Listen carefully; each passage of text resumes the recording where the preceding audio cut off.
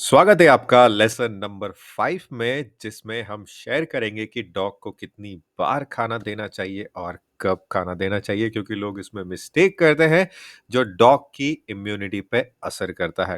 Hi, this is Sunny Luthra. पिछले एक दशक से लगभग एक दशक से मैं डॉग्स के साथ काम कर रहा हूँ। मैं उन पर रिसर्च कर रहा हूँ, उनके बिहेवियर के ऊपर, उनके हेल्थ के ऊपर। ये मेरा पैशन है, ये मेरा जॉब है, डॉग्स को समझना और आपको समझाना।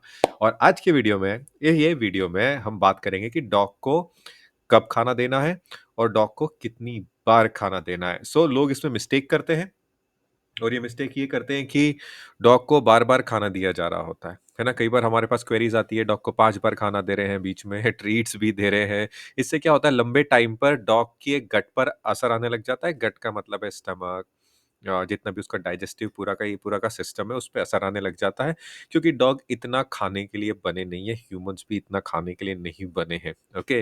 डॉग को हमें इतनी बार खाना नहीं देना चाहिए, 5 बार, 4 बार हमें खाना नहीं देना चाहिए। पपीज़ का मेरा मतलब है जो 9 मंथ से नीचे हैं, उनको आप 3 बार खाना दे सकते हो, लेकिन जो एडल्ट डॉग हो चुके हैं, जो 9 मंथ से ऊपर आ चुके हैं, उनको हमें दिन में सिर्फ़ 2 बार खाना देना होता है। 2 बार खाना देना होता है तो बहुत बार लोग ये भी बोलते हैं कि डॉग के अंदर एसिडिटी हो रही है तो हम उसको 3 से 4 बार दे रहे हैं, वो येलो वॉमिट कर रहा है।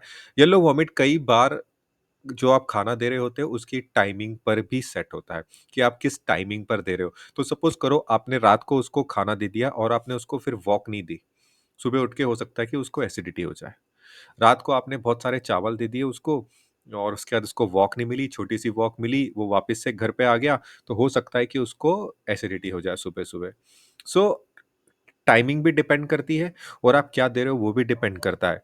मैं एक जनरल आइडिया आपको देता हूँ कि डॉग को 2 टाइम खाना देना चाहिए और वो 2 टाइम का, और बहुत से लोग 2 टाइम ही दे रहे होते हैं। आप में से कई लोग होंगे जो 2 टाइम दे रहे होंगे, लेकिन आपकी टाइमिंग गलत है। मोस्ट प्रोबेबली टाइमिंग गलत होती है। जितने भी लोग हमारे पास 2 टाइम खाने को लेकर आते हैं, वो या तो सुबह खाना दे रहे होते हैं और या फिर वो रात को खाना दे रहे होते हैं। सुबह 8:30-9 बजे खाना दे रहे होते हैं और फिर रात को भी 8:30-9 बजे खाना दे रहे होते हैं, तो बहुत बड़ा गैप होता है ये, पहले मील में और लास्ट मील में। और इस ये गट को टाइम नहीं देता, डाइजेस्टिव सिस्टम को टाइम नहीं मिलता इसमें कि वो हील हो सके। क्योंकि आपने सुबह खाना दिया 9-10 बजे, उसके बाद फिर आपने रात को खाना दिया 9-10 बजे, फिर आपने सुबह खाना दे दिया 9-10 बजे, तो 12 घंटे का गैप होता है।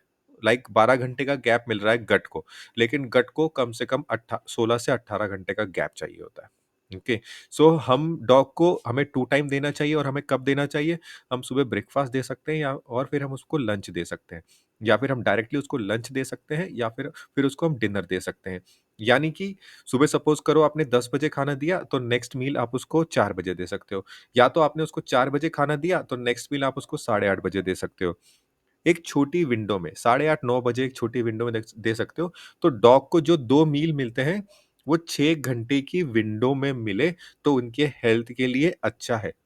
क्योंकि उनके गट को 18 घंटे का आराम का टाइम मिलता है और डॉग इसके हैबिचुअल हो जाते हैं।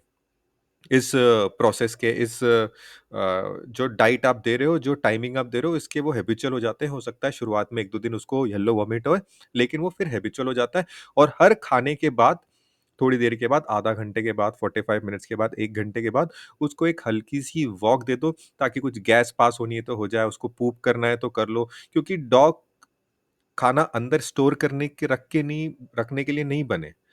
नेचर में खाना खाते हैं और उनको पॉटी आती है, वो चले जाते हैं बाहर, है ना? लेकिन घरों में ये पॉसिबल नहीं हो पाता है। हमें खाने के बाद थोड़ी उनको वॉक भी प्रोवाइड करनी चाहिए, आधा 45 या फिर 1 घंटे के बाद उनको, है ना? वो डॉग को ऑब्ज़र्व करने से समझ में आता है कि कब उसको जाने का ठीक रहेगा बाहर।